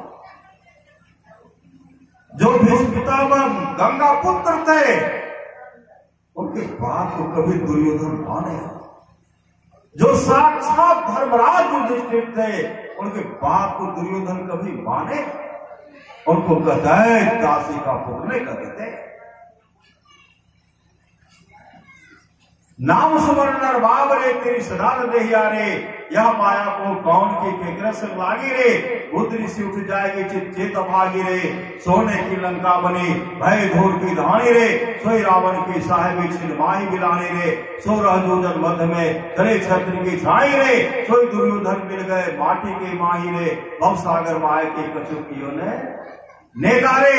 यह जीरा अनमोल है कोहरी में फेंकारे, यह कबीर पुकार के यहाँ कोई न अपना रे। यह जीरा चली जाएगी जैसे रैन का सपना रे। महापुरुष की वाणी है, जब तक शरीर में शक्ति है, दिमाग में बुद्धि है, जेब में पैसा है, तभी तक कोई भी आदमी चाहते हैं इन वस्तु के आपके पास अभाव है, आपकी हालत बूढ़े बैल और बूढ़े कुत्तों की जैसी होगी। इसलिए दान कीजिए। श्री सदगुरु महारानी द्रौपदी भगवान कृष्ण को एक बिकता कीमती वस्त्र को फाड़ करके नहीं देते। उंगली कट गई थी, उसमें देते। भगवान कृष्ण ने कहा था, जारी बहन तुमको कभी वस्त्र की कमी नहीं होगी। दुर्वासा जी, महात्मा दुर्वासा जी का लंगोटी बह गया था। महारानी द्रौपदी अपने साड़ी को फाड़ करके दिए थे, लंगोटी पहन करके निकले। कहा, जा रे बेटे तुमको वस्त्र की कमी।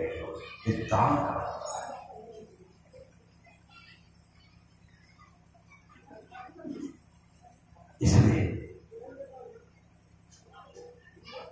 दान कीजिए। कौन दान? अन्नदान करते हैं, द्रव्य दान करते हैं, समय दान। अब आप लोग समय दान किए। श्री सदगुरु समय दान, समय लगाना पड़े तो समय लगाइए, सत्संग में समय लगाना पड़े तो लगाइए। यह भी समय दान हुआ। यह समय दान, इस समय जिसमें आप सत्संग सुन रहे हैं, यह समय दान आपके जीवन को मंगलमय बना देगा। उत्साह के साथ सत्संग कीजिए। जो सत्संग उत्साह में विघ्न करते हैं, परमात्मा उनको दंड देते हैं, परमात्मा उनको दंड देते हैं। समय लगाना पड़े, समय लगाइए। आप लोग जानते होंगे राजा श्वेत, श्री सदगुरु विदर्भ देश के राजा वसुदेव के पुत्र थे। सब कुछ किए, लेकिन दान नहीं किए। और जब उनका शरीर छूटा तो चले गए ब्रह्मलोक। अब ब्रह्मलोक में गए तो भूख प्यास सता रही है। ब्रह्मा जी से कहते हैं, हमको तो भूख प्यास सता रही है। ब्रह्मा जी कहते हैं, आप जीवन में अन्नदान नहीं किए, आपका तरोताजा लाश जो सरोवर के किनारे में रखा हो तो आपको भोजन करना पड़ेगा। आप जाकर उसको खाइए, तब भूख की क्षुधा मिटेगी। इतनी जोरों से भूख लगी थी, सरोवर में स्नान करते, खूब खाते, सटेगा 100 वर्षों तक खाना पड़ा। 100 वर्ष इस समय जो चूक जाएंगे, शरीर से बड़ा समस्या होगा, बहुत पश्चाताप करना पड़ेगा। देखते कहीं कहीं भंडारा आता है, सत्संग में भंडारा करते हैं न, वो अपना शुभ कर्म करते हैं, शुभ कर्म। और सत्संगी तो जरूर है भंडारा करते, श्री सब में करते हैं। आय हमारा काल होता नहीं तो बादों में, लेकिन हमको तो देवे करते। मालिक के कहते हैं हमारा गैस ले लिए की करें, तो मालिक व्यवस्था करके देते हैं। और जो मिल के करते हैं सबको वहां अन्न की कमी नहीं होगी। ब्रह्मा जी से कहते हैं यह कब तक खाना पड़ेगा? का 100 वर्ष। का उद्धार कैसे होगा? कहा जिस दिन अगस्त ऋषि का दर्शन हो गया। एक दिन वो समय आया, अगस्त ऋषि का पदार्पण होता है। अगस्त ऋषि बगल में एक नदी के किनारे, सरोवर किनारे का आश्रम था। अगस्त ऋषि एक दिन पहले वहां आए, आश्रम में भ्रमण कर रहे थे तो देखते हैं एक विमान ऊपर से आ रहा है सरोवर के किनारे। विमान नीचे आया, उसे दिव्य पुरुष निकलता, स्नान किए, मांस खाए और फिर स्नान करके विमान पर चढ़ करके जाने लगे। अगस्त ऋषि कहते ठहरो, रुको, कौन हो? रुक गए, इधर आओ, इधर आए, ऐसे हाथ जो करे पूरे करे, महाराजा कौन है? अगस्त ऋषि कहते तुम बता। कहा हम विदर्भ देश के राजा मुसले के पुत्र है। तो इस तरह का लगता है कि तुम ब्रह्मलोक की वासी हो और ये हिरण्य मांस खाते हो। कहा महाराज यह मेरा ही शरीर, मैं जीवन में दान नहीं, अन्नदान नहीं किया था, उसके चलते हमको खाना पड़ रहा है। का ब्रह्मा जी से कोई उपाय नहीं पूछा? का ब्रह्मा जी ने कहा जिस दिन तुमको अगस्त ऋषि का दर्शन होगा उस दिन तुम्हारा परम कल्याण होगा। महाराजा कौन है? का मैं ही अगस्त ऋषि हूं, चरण पर गिर गए, मेरी रक्षा कीजिए। अगस्त ऋषि ने कहा जाओ, आज से तुमको भूख प्यास नहीं सताएगी। वो प्यास इसलिए साते से देवराई गिरजा संत समागम समर लाभ कुछवान है, बिनु हरि कृपा नो वैष्णो काव्य में पुराण। आप लोग जानते होंगे दाता कर्ण बहुत दान करते थे, क्या दान करते थे? सोना दान करते थे, सवा मन सोना प्रत्येक दिन। ऐसे सोना दान करने वाले को कहां गए? धनराज के पास चले गए।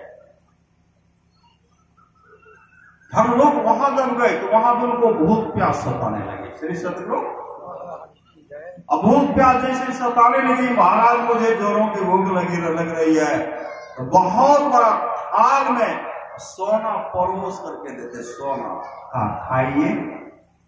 का महाराज कैसे खाया? आप दिए थे सोना दान तो मिलेगा क्या? अन्न मिलेगा। आप सोना दान किए थे इसलिए सोना खाइए। महाराज कैसे खाया जाए? भूख प्यास छटपट कर रहे हैं, लेकिन आगे से सोना हटता ही नहीं। बराबर इस तरह का जब दुर्दिन देखना पड़ा, धर्मराज से आग्रह करते महाराज हमको मौका दीजिए, सुंदर भोजन व्यवस्था करने का कोई मौका दीजिए। काम मौका था, मौका मृत्यु लोक में। सही सदगुरु यहाँ जो करेंगे वही मृत्यु लोक में जो कीजिएगा यहाँ भी मिलेगा, वहां भी मिलेगा। इतने आग्रह के धर्मराज को जाएंगे। धर्मराज ने कहा जाइए, मैं आपको 15 दिन का मोहलत दे, 15 दिन का समय आप मृत्यु लोक जाइए, आप वहां दान कीजिए। मृत्यु लोक में आए 15 दिन तक उनका भंडारे चला। श्री सदगुरु भंडारे हो रहा, सुंदर से सुंदर भोजन का व्यवस्था ऋषि मुनि को बुला करके 15 दिन तक भंडारा किए। 15 दिन भंडारा करने के बाद जब वहां जब गए, जैसे भूख लगी उसी समय यहाँ जो सुंदर सुंदर भोजन कराए थे, सुंदर सुंदर भोजन थाल में परोसा हुआ है। अब सोना चांदी नहीं आता। सदगुरु श्रद्धा से खा रहे हैं, भूख की क्षुधा मिट गए। सदगुरु इसलिए अन्नदान की महत्व है। भगति स्वतंत्र सकल सुख खानी, बिनु सत्य संग पावे प्राणी। प्रभु के प्रति, ईश्वर के प्रति विश्वास रखिए। आप लोग जानते हुए कांची राजा चौल एक बार विष्णु विग्रह पर भगवान विष्णु का मूर्ति था, वो मंदिर में गए, भगवान विष्णु के मंदिर पहुंचते हैं, किनको लेकर के? सिपाही को लेकर के, मंत्री को लेकर के, बड़े बड़े विद्वान पंडित को लेकर के, अमोदगल ऋषि के साथ में सज धज करके गए। क्या चढ़ाए? भगवान विष्णु का जो मूर्ति था उस पर चढ़ाए सोना चांदी हीरा जवाहरात। अब फूलों रहे सवारे। श्री सदगुरु, हमसे बड़ा दानी कोई नहीं है, हमको इतने चढ़ाए। अब भगवान ने का सब कुछ दिया हुआ ना। श्री सदगुरु, हम तो ये चढ़ाए, हम तो वो चढ़ाए, फूल नहीं समा रहे हैं और आंख बंद करके गुनगुना रहे हैं, मैं तो भगवान को ये चढ़ाया वो चढ़ाया। उसी समय एक गरीब भक्त विष्णुदास, कार्तिक महात्मा दिया गया। श्री सदगुरु, गरीब भक्त विष्णुदास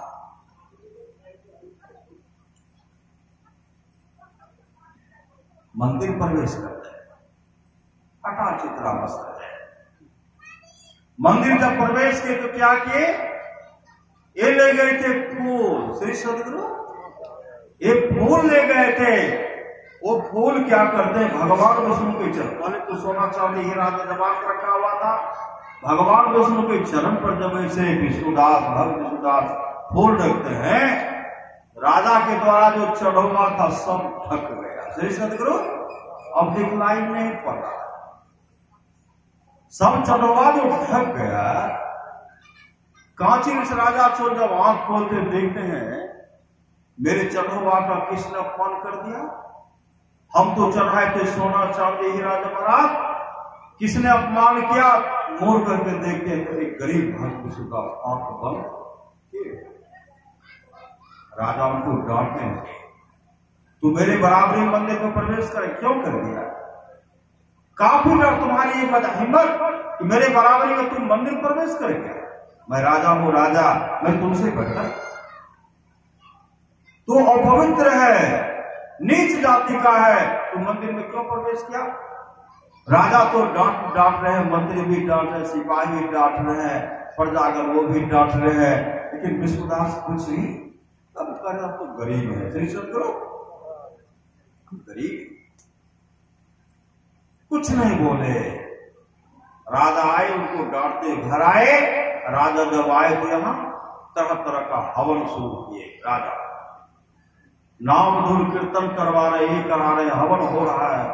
बड़े बड़े ज्योतिषाचार्य को, विद्वान पंडित को बुला करके, उसमें उद्गल ऋषि भी है। श्री सदगुरु, हवन हो रहा है, नाम धुन हो रहा है।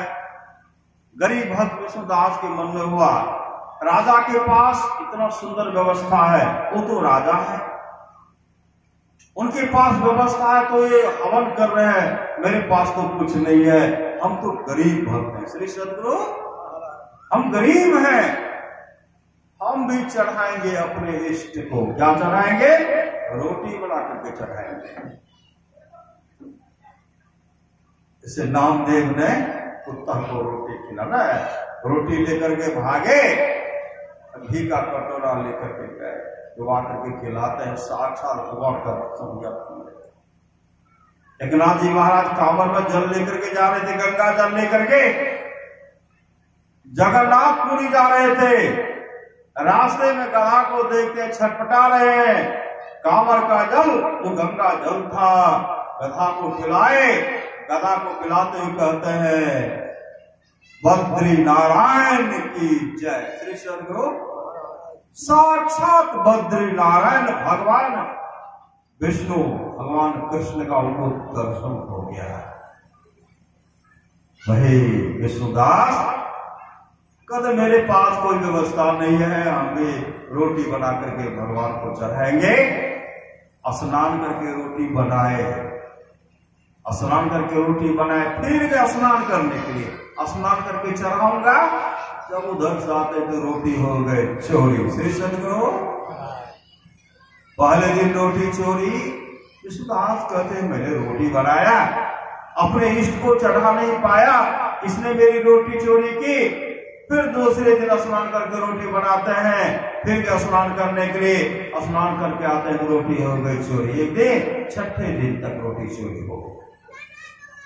सातवें दिन स्नान करके रोटी बनाते हैं, गए स्नान करके तब चढ़ाएंगे। जैसे स्नान करने के लिए गए, एकाएक मन में उपजता है, श्री सतगुरु एक आवाज हुई, यशोदास है, अरे तुम रोटी बनाते हो, तुम रोटी अपने इष्ट को नहीं चढ़ा पाते हो, तुम्हारी रोटी चोरी हो जाती है, आखिर में रोज चोर को कब पकड़ोगे? ऐसे रोटी बनाओगे, चढ़ाते जाओगे, जो भी तुम्हारी चोरी होती जाएगी, भगवान को भी नहीं चढ़ा पाते हो, आखिर में चोर को कब पकड़ोगे? उसी से मैं वापस आया, जैसे वापस आए तक एक दीन ही अस्थि पंजर सटा हुआ, मुंह में स्याही पड़ा हुआ, पांव में विवाद फटा हुआ, उनके हाथ में रोटी है। श्री सतगुरु काला कलोटा है, दीनहीन है, उनके हाथ में रोटी है। जैसे देखते हैं यशोदास कहते आखिर में चोर पकड़ा ही गया। श्री सतगुरु आखिर में चोर पकड़ा ही गया। उसी समय वो और भागे, दीनहीन भागे। अब यशोदास क्या कहते, घी का कटोरा लेते हैं, पीछे से दौड़ लगाते हुए कहते अतिथियों रुको, सूखा मत खाओ, घी तो लगा करके खाओ, अतिथियों रुको, सूखा मत खाओ, घी तो लगा करके खाओ। घी का कटोरा लेकर के पीछे पीछे दौड़ रहे थे, दीनहीन तो भागे रहे थे, आगे बढ़े, दीनहीन जो था वह फिसल गए, एक हाथ जमीन पर है, एक हाथ में रोटी जो ऊपर है। यशोदास पहुंचते हैं, उनके हाथ से रोटी लेते हैं, घी के कटोरा में डुबाते हैं और ठूस करके खिलाते हैं। नीचे क्या देखते, शंख चक्र गदा पद्म है, वह कोई दूसरा नहीं, साक्षात भगवान विष्णुदेव प्रकट हो गए। प्रकट होते हुए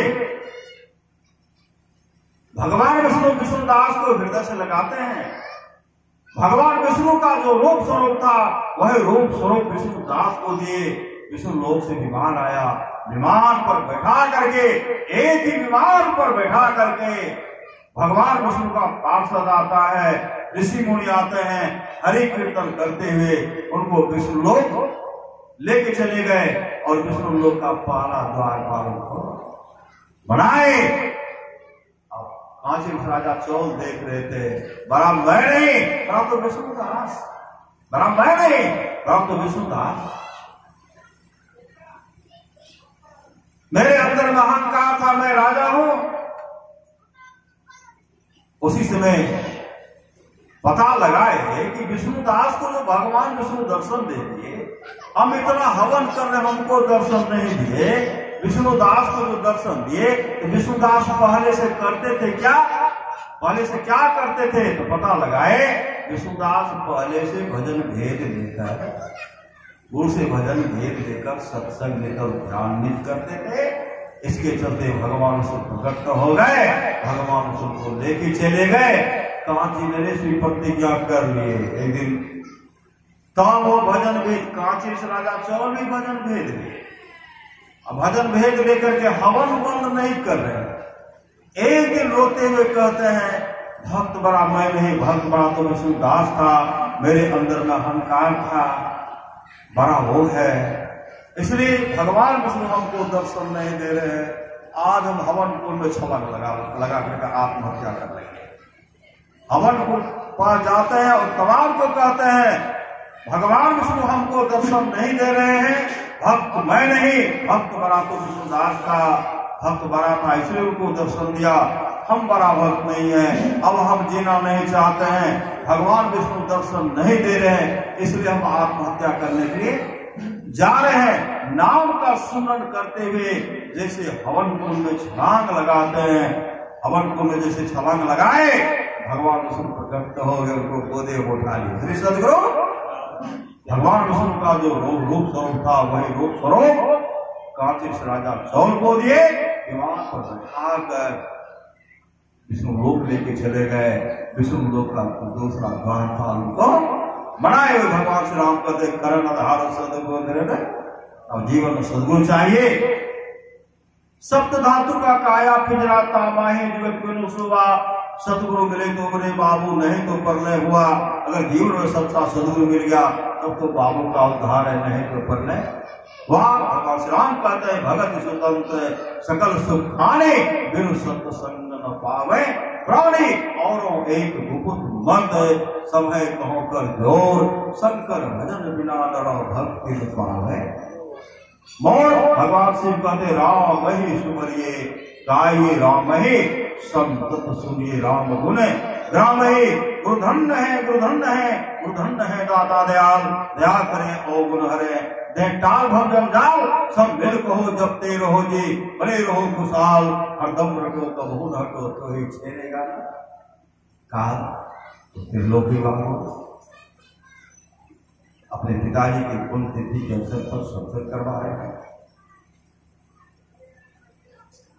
भगवान नरसिंह भक्त प्रहलाद से कहते प्रहलाद किसी भी कुल में मम भक्ता मेरा एक ही भक्त हो जाता है वह 100 पीढ़ी को उत्थान कर देता है। जिन पिताजी के पुण्यतिथि के अवसर पर सत्संग हो रहा है इनकी अच्छी गति हुई है श्री सदगुरु फिर भी सदगुरुभाव से प्रार्थना है मान परंपरा है तो आपका भक्त है आपके लिए सत्संग करवा रहे हैं और भक्त का आप देख रेख करते रहेंगे। बोलिए प्रेम श्री सदगुरु। ये तमाम भक्त जो आए हैं तमाम भक्त का भी देख रेख आप करेंगे। एक जगह सहरसा की बात है श्री सदगुरु एक माई गई सत्संग में और सत्संग में जममार का वर्णन जम का रास्ता न होता है। गीता गोस्वामी कहते हो गंगाराम तेरा सुनना पिंजरा पुराना हो गया तुम बैठा है खामोश तेरा साथी रवाना हो गया मौत रूपी बिल्ली बैठी है तेरी ताक में मौत को पछताएगा मिल जाएगा जब तुम राख में ओ मुसाफिर कर तैयारी गाड़ी आने वाली है तत्काल ही छूट जाएगी सीटी बजाने वाली है मौत रूपी डाक गाड़ी जिसमें आएगी एक जीतानंद यहाँ की सारी संपत्ति यहीं रह जाएगी रे मन मुसाफिर निकलना पड़ेगा कहेंगे नहीं हम लेकर करो